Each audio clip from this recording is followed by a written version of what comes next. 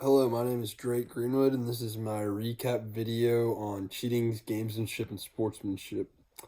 Okay, so question number one on the recap is define cheating and gamesmanship.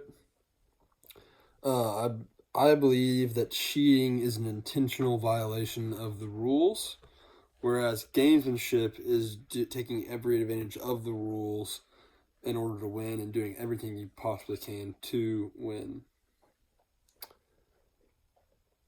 And question number two is, what do you think about the intentional fouling strategy in the NBA, and can it be ethical? I think it. I mean, as a fan, I really don't like it. It's really boring to watch. It's not fun to watch a guy go hack, get hacked, and then just throw up free throws the whole game. As a coach or somebody who's involved with trying to win in the strategy, I get it.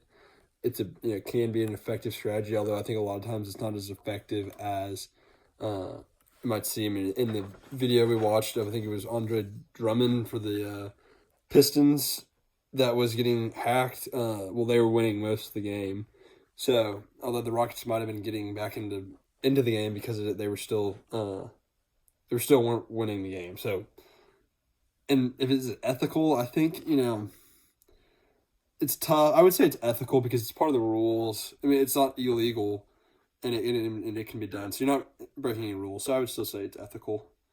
Next question is getting intentionally hit by a pitch. I'm also a pitcher, so I really don't like this when people do this. I would say it is, uh, you know, it's not unethical because it's a little bit of gamesmanship, trying to lean over the plate and get hit and do all that. But like a lot of the times nowadays when they have the Evo Shield arm guards, it doesn't hurt the batter to get hit. Like it just hits the protection and doesn't hurt them. In the olden days, that wasn't a thing, so like it was a little more gamesmanship when you had to wear it on the elbow. Taking a 90-mile-an-hour fastball to your elbow straight really really hurts compared to taking it to a padded guard doesn't hurt at all. So given that those are a huge part of the game now, I think it's kind of kind of crap, but whatever. It is what it is on that. Number four was the intentional handball ethical or not? I think this is a clear case of something that's not ethical because you're going beyond the rules and you're using something that he knows isn't allowed. I mean, he's played soccer probably his whole life, and he knew that that wasn't something you're supposed to do, and so I think that would be unethical. The Carolina Oilers trick player, the MLS's substitution rule. Do you think what I thought of both scenarios and were they legal or ethical? I mean, they're both legal, and I'd argue they're both ethical because of their legality. Although it doesn't always have to mean if it's legal, it doesn't have to be it's ethical, but still, that's just trick plays. Like trick plays are a part of the game.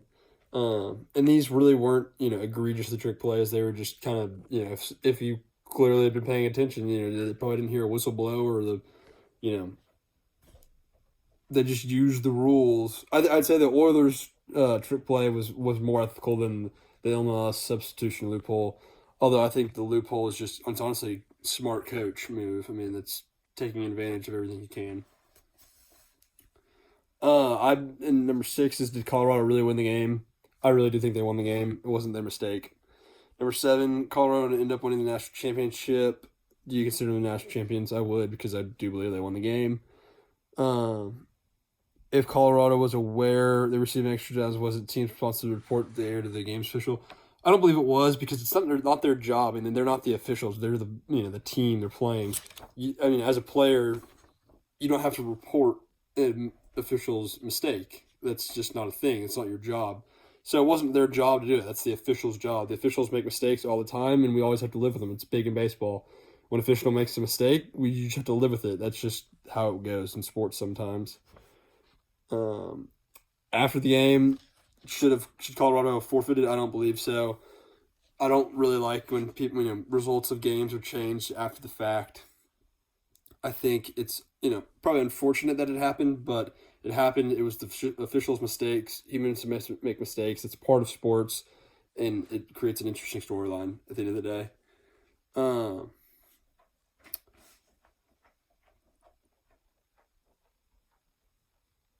the slippery turf justify whether Colorado decided not to forfeit the game. I think that's kind of splitting hairs. I don't think that's the reason why they shouldn't have forfeited.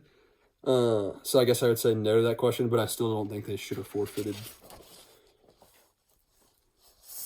I think Jason Herring for number 11 is ethical or not. This is a tough one because a lot of the things he does, it's really just chopped with the argument that he wants his team to win the state championship, which is the ultimate goal of every high school football coach. So, looking at it strictly from that point of view, I'd say he was ethical. But from the point of view of sportsmanship, I would say he probably wasn't. But overall, I think he's really just doing what he thinks is best for his players. And it was clear with their history and the results that he was cheating them by not playing them more. And then the other teams just need to get better. It's just kind of what it boils down to. Talking point for this upcoming class. I like to talk about baseball. So I would say the intentionally getting hit by a pitch. We could even bring up the fact that that rule has now been changed from it used to be when that video was taken in that game. If you got hit by a pitch and they ruled that you got hit intentionally, it was an automatic ball. Well, now they've upped that and made it where it's now an automatic strike. So you can get struck out on strike 3 even though you got hit by the pitch if they rule that you got hit intentionally. So that's the end of my video. Appreciate it. Thank you.